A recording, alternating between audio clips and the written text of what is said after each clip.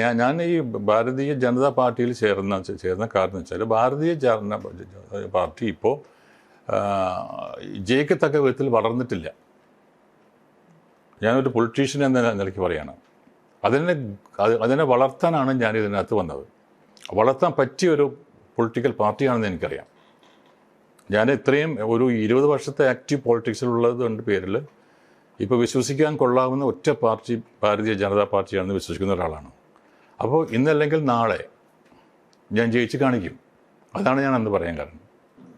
ബിജെപിയുടെ ഇനിയുള്ള ഫ്യൂച്ചർ കേരളത്തിൽ വലിയൊരു ഫ്യൂച്ചറുണ്ട്. വലിയൊരു ഭയങ്കരമായൊരു ഫ്യൂച്ചർ വരുന്നുണ്ട്. അതിന് പ്രവർത്തനങ്ങൾ വേണം.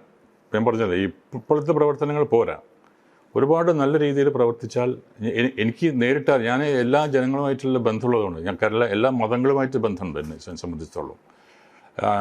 ഇന്നും ഈ മുസ്ലിം സമുദായമായിട്ട് വളരെ അധികം സൗഹൃദത്തിലാണ് ഞാൻ. മനസ്സിലായില്ലേ?